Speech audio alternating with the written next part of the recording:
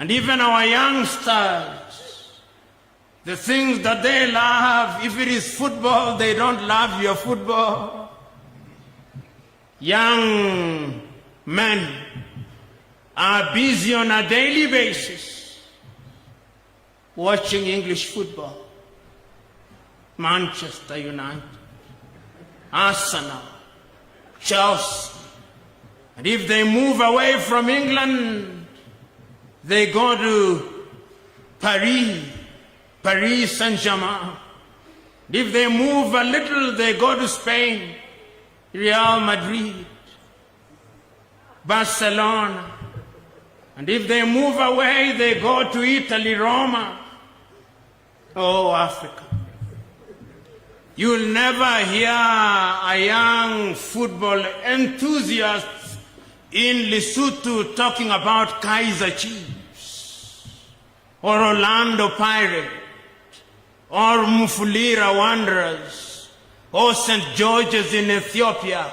Our minds are captured. And that is why those leaders that you are talking about are relevant today.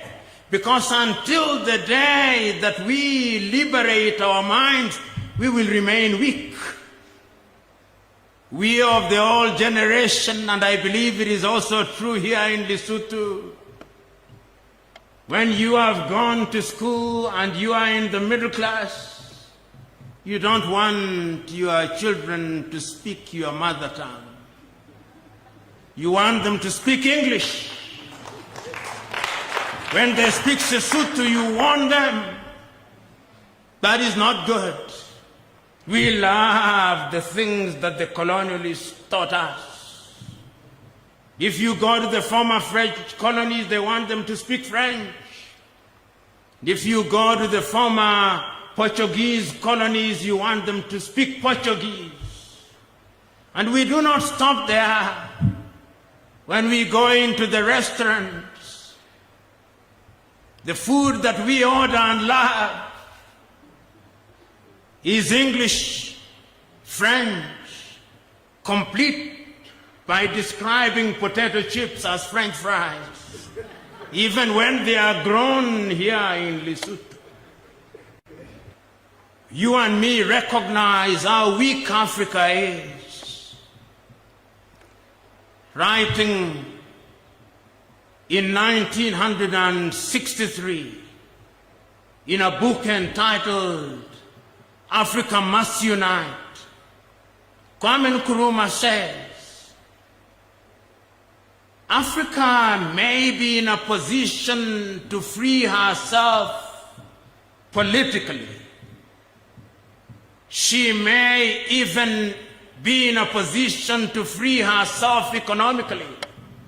But my fear is the psychosocial impact of colonization. The European has succeeded in demonstrating and in telling the African that he is inferior. And somehow the Africa still believes that he is inferior. He said that that will take a little longer to eliminate. The European has made the African hate what is African and love what is European. And today, when I look at Africa, even in the most mundane of things, it pains me that the Osagyefo was right. Because the battle is the battle of the minds. So what do I see when I look at Africa today, standing on the shoulders of those great leaders of old? When I stand on the shoulders of King Moshe Oshoi I, of the Basotho people, this is what I see. I see an Africa where people are proud of their culture, because that is what he fought for. I see a people who are proud of being the Basotho, but also proud of being Africans. I see a people who are proud and dignified. I see a people who recognize that our dignity lies in our diversity, standing on the shoulders of Moshe Eshoe the first. I can see it.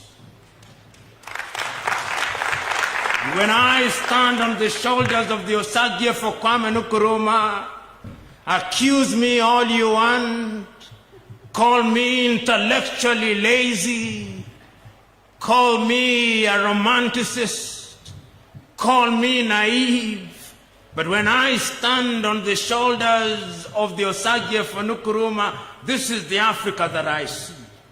I see an Africa one day where there'll be a single passport for all of us. I see an Africa one day where there'll be a single telephone code for all of us. I see that Africa. I see an Africa one day where there'll only be one ambassador for the entire continent of Africa at the United Nations. I see an Africa one day that will be sitting as a permanent member of the UN General Assembly. I see that Africa.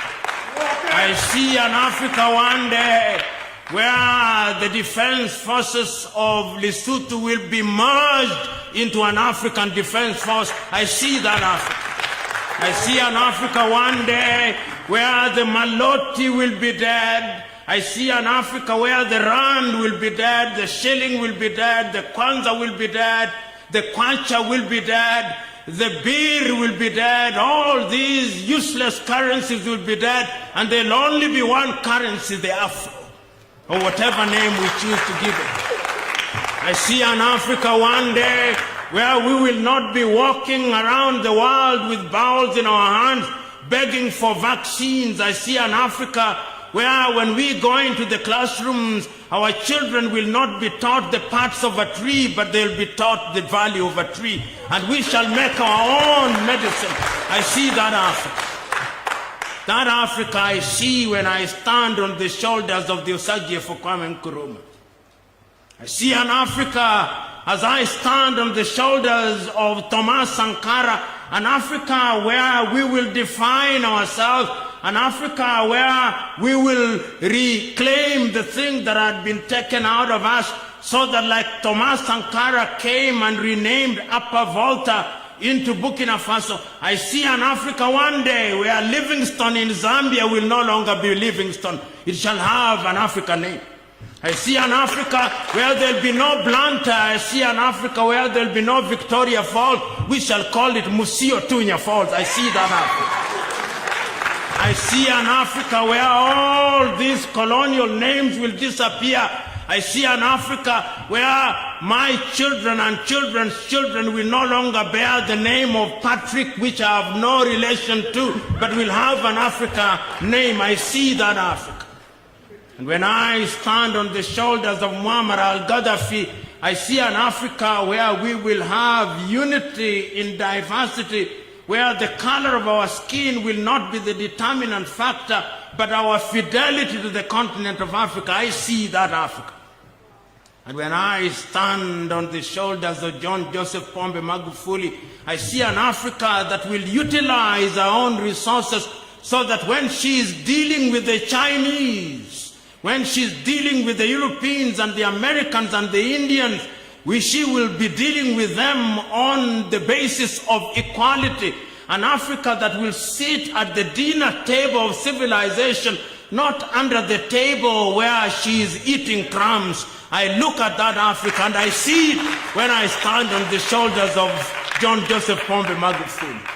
And I could stand on many other shoulders. I could stand on the shoulder of Patrice Emery Lumumba and say that I'll see an Africa where history is written by us in the same manner that Kennedy Selassie has now written here today, and we are celebrating. I can also stand on the shoulders of Mwalimu Kambarage Nyerere and on the shoulders of Samora Moises Machel and say with Samora, a luta continua, victoria est.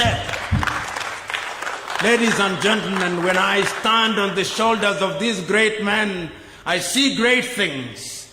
And as my good sister, Madam Bosio said, I have no nightmare, I have big dreams. And I will not allow nightmares to stand in my sight. I only know that those dreams will become realities. But the last time I checked, when you dream, you must wake up. Otherwise, you cannot fulfill those dreams. So the good old general, we will not continue in our slumber. We are dreaming, we are waking up, and Africa shall be great. Those who are doubting us will be disappointed, and it is our duty to disappoint them. If it does not come during our lifetime, it shall come during the lifetime of our children. And if it does not come during the lifetime of our children, it shall do so during the lifetime of our grandchildren. And if it does not come during their lifetime, it shall come regardless. God bless.